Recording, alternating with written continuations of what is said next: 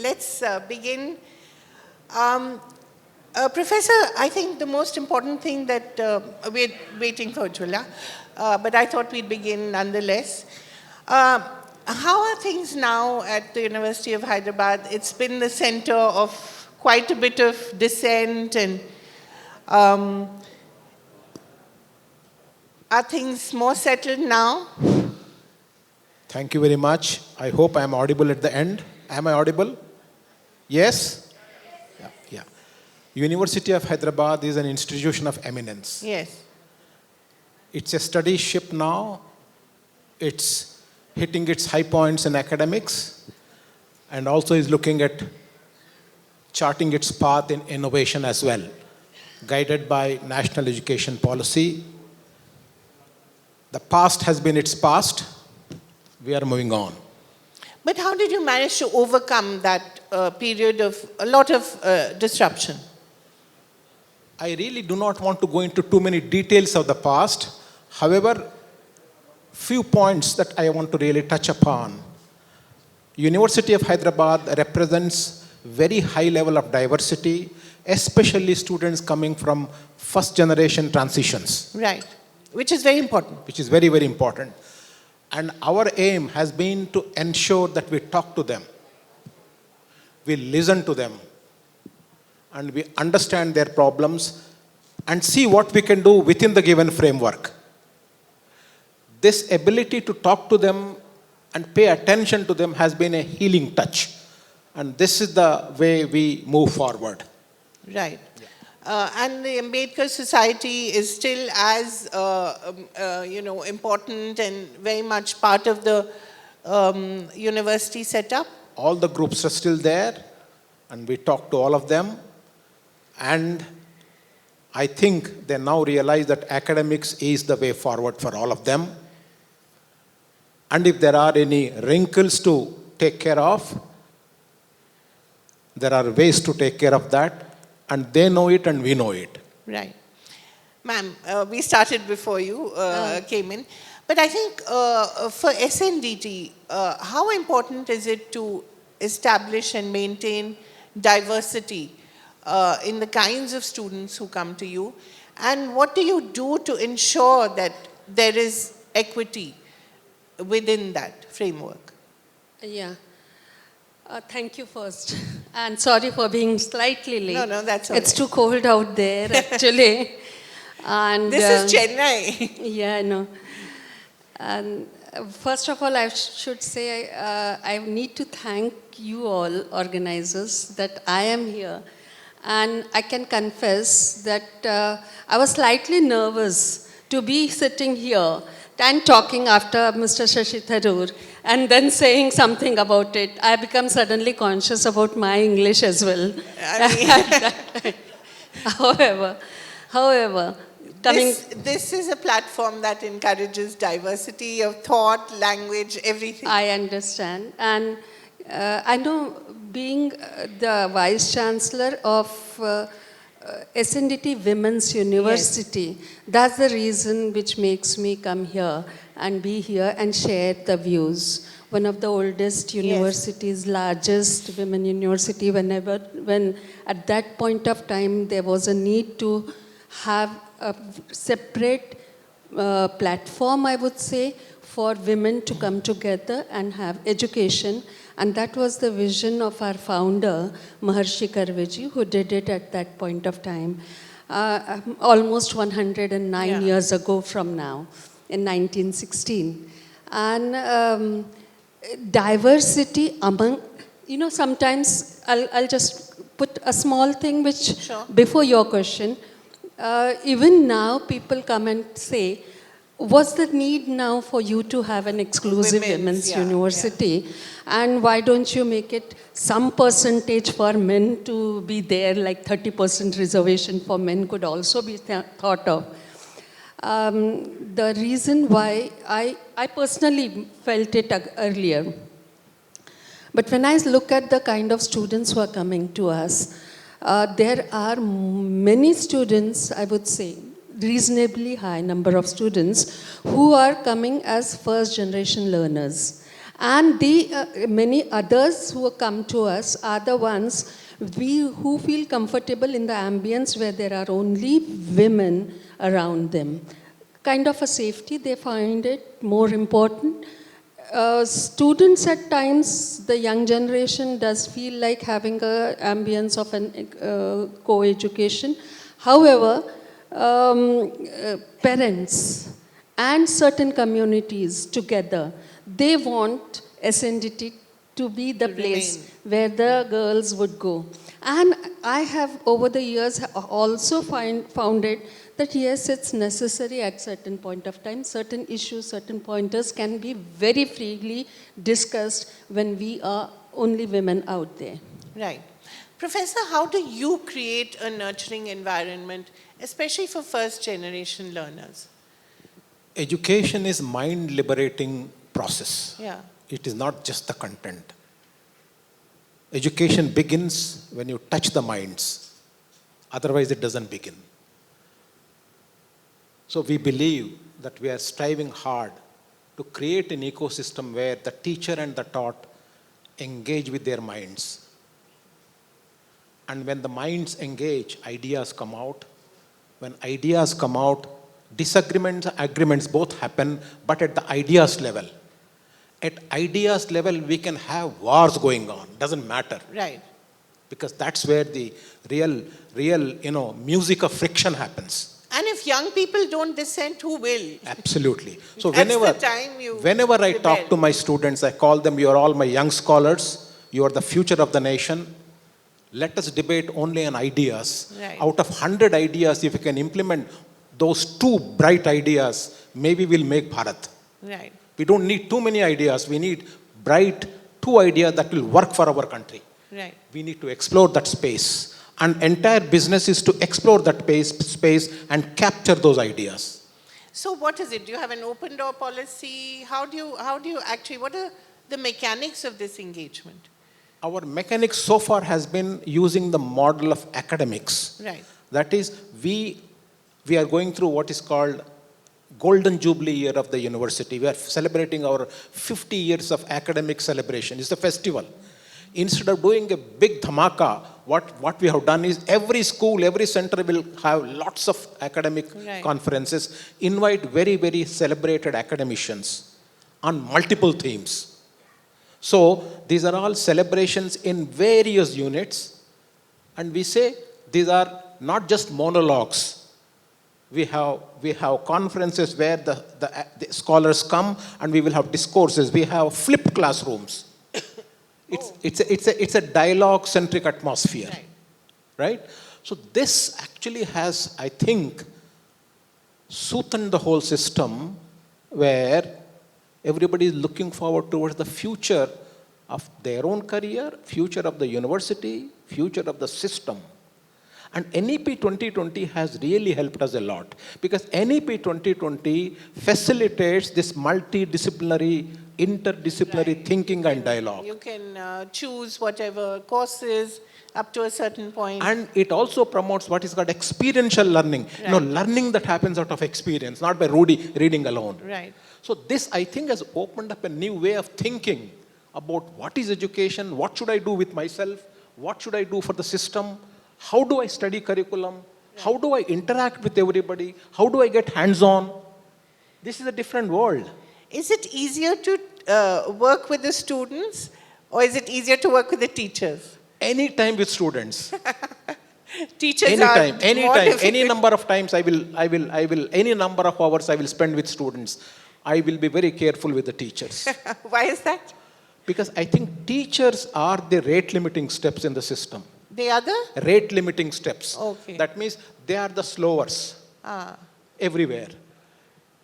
Because teachers in general in the country have gone into a lot of comfort zone living.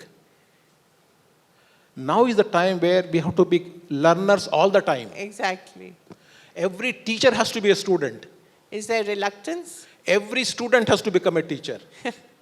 Right? This is the inversion now. Right. What you call the I flipped find classroom. teachers, there are good teachers, but there are not good enough number of teachers. Right. We need good enough number of teachers who are passionate, who are committed, who are there to spend long hours outside the classroom. Right. I don't find those teachers anymore. Yeah. I am here because of that one teacher. Who was your mentor? My teacher was in a high school where I used to discuss with him about many things beyond the curriculum. I still remember a statement he made. He said, finally, you have to do it what you want to do it. Appo Deepo Bhava. Gautam Buddha statement. Right. Last statement of Gautam Buddha. Whatever you want to do, You have to. you are the light, you are the lamp, you find the way. I think that is education. If you can give that spirit, if you can ignite that in every student, the rest will happen. Ma'am, I wanted to ask you, you talked specifically about first generation learners. How much of the learning has to be done by them as well as their parents, as well as the teachers? It's a community that you have to sort of work with, isn't it? Of course. With parents, yes, very much. Yeah. Rather, and we as a university would have to do it much more, because it's at times we need to convince the parents Yes. that your daughter needs to be in the universities. Yeah. Particularly Or about needs the to university. study more, or needs to, do something. Especially the basics. Yes. Because the school education, we still can understand that the parents are ready to send their children. But by the time it comes to the higher education, their girls are about 18 years old. Yeah. And then that's the time that the parents want them to get married. And Even then, now? Even now, of course. And at times I would not blame even the girls. They are mentored and tuned and hammered to take up the decision accordingly. And that's the time when, and higher education most of the time is not even, it is self-supported. Like they have to pay fees. Our university becomes an exceptional where the support comes from the government, and the fees are exceptionally lower here for many of our courses. So we have to convince them, tell them that your education will make you, liberate you. Sanskritā Stri Parashakti is the motto of our university, which means one enlightened woman can bring about a sea change not only in the surrounding, but at almost everywhere that she moves around in her context. So if that is so, many times what we have also realized in the recently that these tribal areas from where our students come, they don't want to move far away from their places, and parents don't want to send them, so we reach them. Now recently the university has started, with the support of the government, a new campus in Chandrapur district, Balarsha, Right. which is a tribal area and thick jungle area, where we have now established a beautiful campus with all the possible courses which now I would say are possible because of the National Education Policy. So the forest pickers, these fruit pickers, then those forest guards, all those ladies, they have now come to us. And now we have made a small courses, small courses, which are not more than 4 credits or so. And the MOUs have been done. And with these, now we are giving them minor degrees in coming years, of course. Now it's just the beginning. A beautiful model, a slightly different model of a national education policy has been now possible, where we are trying to invite these girls and the industries and making them come together. And these girls now becoming very confident. More another thing which we have also asked. Are these courses specific to, say, forestry or? Not only forestry, but what we did actually at that point of time was took a complete 3 to 4 meetings with the industries. There are lots of industries. There is a cement industry, power industry, mining, as well as there is a forest. So we have an MOU with almost all of them. And we asked them, what do you really need? We asked the industry and we asked the community.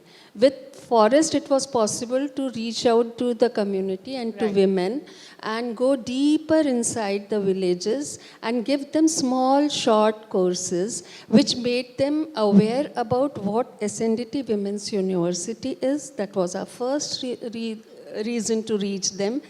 Then second point was to reach them to understand what do they need. So give them the confidence. It should have been the other way around, giving them the confidence first and then telling them about university. But finally, what we actually intend to do is to give them these small courses, then minor degrees, and then inviting them for the actual degrees if necessary. So all How those, long has this been in process? Have you had a class that has graduated? not yet, not yet. It's only 2 years from now. Now next session, we will be expanding a lot. Meru he mentioned about, and then again another important thing that has happened to SNDT Women's University is a status of Meru, with which funds come from the government, and that is 100 crores.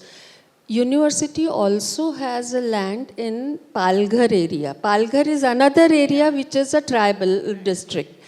And at that point, through Meru, we are proposing STEM courses for them. There are very few students who travel all the way from Palghar to our church gate. Main office is in church gate. They travel every day, 3 hours of a travel at times, to and fro again in 6 hours. At that point of time when I discussed with them and talked to them, I realized they want something out there. So now this is also possible because of the policies of the government, I would say. So this is a kind of an inclusion. Yeah. But at the same time, I would like to just make one point that when we talk about including tribals, I've heard and learned and understood now after so many years that there are so many things which actually are the mainstream, which is education for us to learn from them. Right. So what do we term as mainstream is nothing, not bringing them, but going back to them also is equally important. So it will be necessary and important for my students in Mumbai to learn something from them as well. And will you be doing that kind of exchange? Of course. Yeah. Yes, this collaboration has already been envisaged, and we already had just now, last week, from 16th, 17th and 18th of January, there was a international conference where City University of New York was our knowledge partner. And they came, we from Mumbai went, and from Pune, from all our campuses, we went to Chandrapur and learned from them. And we talked and had a good interaction. It was quite successful. Professor, you must be seeing so many young students, so much hunger for learning. What gives you that desire and that passion to keep doing what you do? India is the model for the world. All the problems of the world manifest in India. Right. If we can solve those problems in India, India is the template for the world. Yeah. This I am completely convinced about. Education. India has very high number of aspirational youth. Yeah. They are roaring to go. We have not generated enough infrastructure to generate the best quality undergraduate education in the country yet. We are excellent. We are only excellent in patches. If you take all IITs, all NITs, all high-performing central universities put together, that constitutes maybe not more than 5 to 10%. Of the total higher Total. education. Yeah. We need to take the remaining 90% with us. Yeah. That is the only way Bharat can become Vikasit. How do we take that 90% undergraduate and school education system to a high quality? This is the only question. Where is the template? How do we do it? And it has to be ours, right? It has to be done. We It has to be cannot done. borrow it from It has to anyone. be done within maybe a decade. Yeah, Because after that, the demographic dividend will start dwindling. exactly. So this is a time window for us to generate at scale high quality education in high school and undergraduate. If we do that, the rest of the things will fall in line. We will have high skills, we will have high delivery points, we will have high innovations, we will have everything ready for the globe. 1 decade. And we have to take care of the remaining 90% of our undergraduates, youth who are roaring to go, who are in the hinterland. They do not have opportunities even now. Exactly. We do not have we need a lot more world-class universities. We need to invest a lot more money in education and school infrastructure. Our school infrastructure is moth-eaten. There are too many gaps. Right. We have to take care of them, and this is the time clock ticking. Yeah. But do you feel that we're at that inflection point? Do we have the ability to take that big leap? Absolutely. I think we have the money. We just have to put it out. I have to take the money out of my wallet and do it in the society. Because if we don't do it... Hyderabad is the center for very rich people. Absolutely. Why Hyderabad... don't they part with some money? Hyderabad is the capital Yeah. for the country in terms of innovation Yeah. and academics and research And R&D. money. Money. Hyderabad is the ecosystem, and we are trying to do it. We have to learn to work together. So do you go out on fundraising drives and do you tell your I business? do want to. I Yeah. don't get enough time. I want to get more time to go and talk to the rest of the people. I'm very busy inside my system doing Tell them things. to part with some money and invest. We have begun doing it. We Right. have now alumni endowment fund, which is very actively working. Earlier we didn't. So many things are getting in place now. I think things So should if I happen. were to ask you the, say, 5 subjects of the future that you would ask someone to study, what would they be? The top 5 5 subjects. Yeah. Quantum computing, number one. That's the future. Healthcare Right. At all levels. at all levels. From doctors to nursing care. High everything. quality interactive digital education. Right. Number 3. 4th, anything to do with SDGs. Right. 4th, anything to do with Indian culture, nationalism, and our legacy. These are the 5 pillars. If we can bring these 5 pillars together, we have the resources, Right. and focus on it for a decade intensely and generate high quality manpower, we are done. Ma'am, you? What would your top Yeah, 5 be? I knew, I Next. started thinking when you asked him. I've been believing in the statement, education, as has been told in our own philosophy or in Indian literatures, Arthakari, Yuktakari and Muktakari. Arthakari is the finances, which huge packages, which has always been the Macaulay's way of, that's where we had led to. Yuktakari and Muktakari, the provision for these two, ability enhancement and understanding the things. Muktakari, andhere means whatever is a gyan out there. These two have been taken care by national education policy for sure. But while we are dealing with all the 3 things, first thing I agree with him when he says health sciences. In that case, we need to go much deeper into it.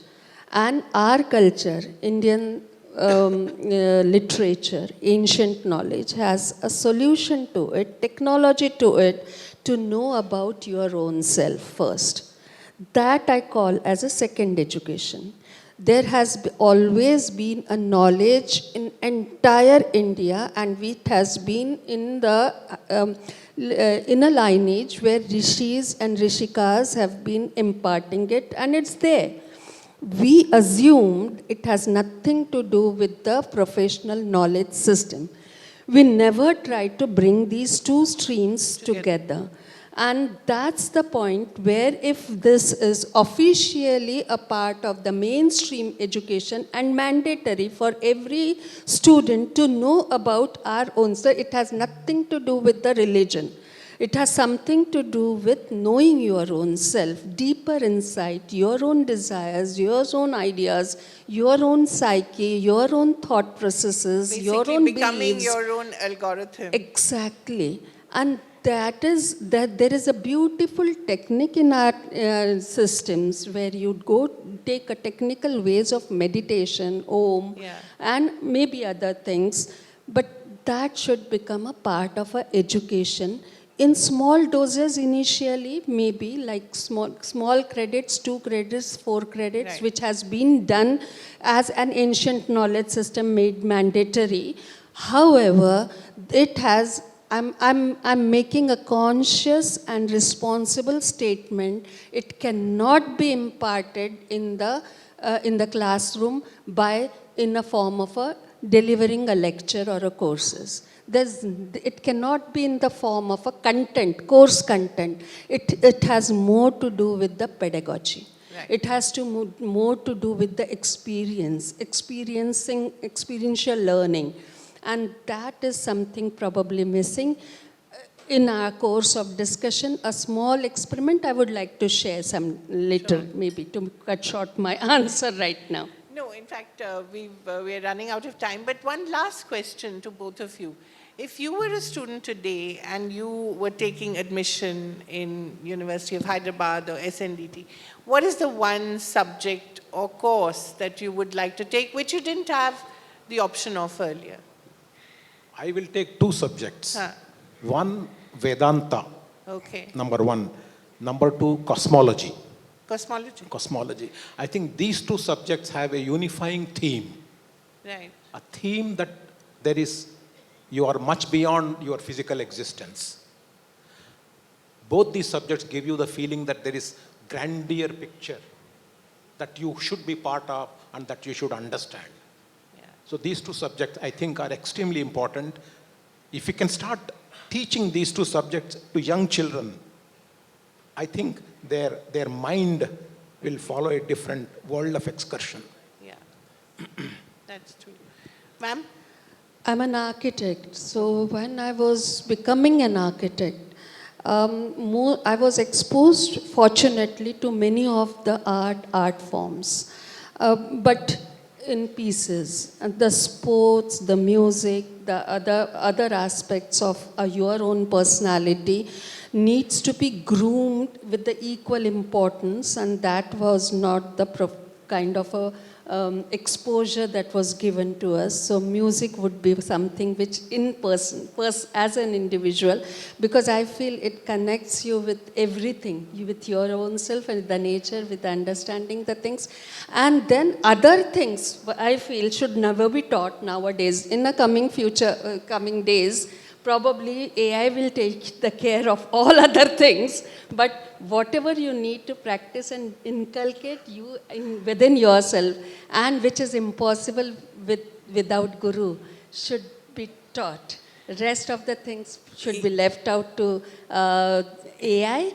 And another radical statement before you, Yeah. please. All higher education institutions and universities should shrink down physically, and virtually maybe they grow in virtual spaces, and essentials should be identified and retained. That's Then how will you prepare students for 90-hour weeks, ma'am? we, If they have to do that, and that too from office, not even at home. 90-hour weeks in office. I know, but working and learning is a continuous process. That has to be understood. How you learn is more important than where you learn. And in spite of being an architect, in spite of being an urban planner, I would say that the ambience teaches you. Yeah. Definitely. You learn from the ambience. You behave according to the ambience.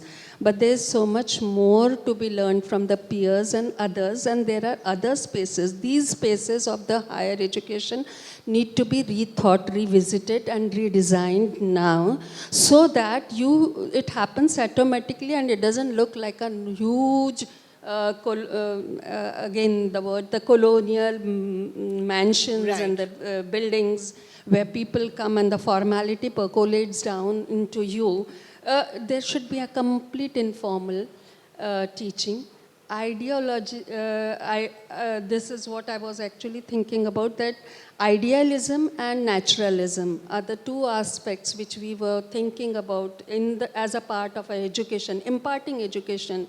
So now is a time to think about naturalism, which percolates naturally down, and teaching and learning happens in small capsules, but happens naturally. Yeah, and that's the urban planner in you speaking. Yeah. Wonderful. Thank you so much. Is there something that you'd like to add, I sir? just want to leave with one thought. Yeah.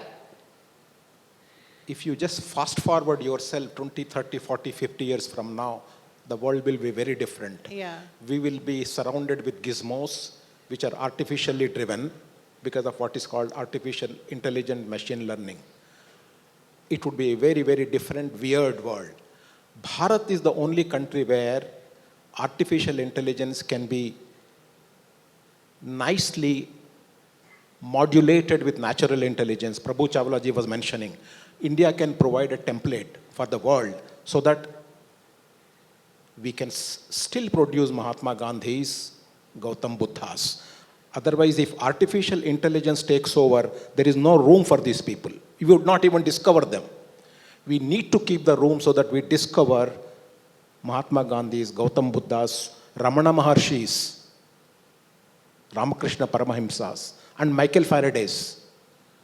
And not Elon Musk. Yes, not Elon Musk. But Definitely he's the not role Elon Musk. model these See, days. we need to keep that raw intelligence Yeah. alive. That's the only savior. The rest is all fluff. Thank you Thank so you. much. I think we heard some really radical ideas today, and it was very, very insightful. Makes you want to go back to university and take a course. You know, nothing more exciting than going back to university Yeah. now. If I were 40, 50 years young, there are so many things one can do now. Yeah, It's beautiful time to live. absolutely. Actually. That's so optimistic. Thank you. Yes, you were saying something? No, I did say that I do feel like with the ambience and the kind of learning happening around and the informations, that had it been so in those days, because Yeah. it's been 40 years since I have left the university as a student, but of course I continue to be a student even Yeah. after being a vice chancellor. Thank you so much. Thank you.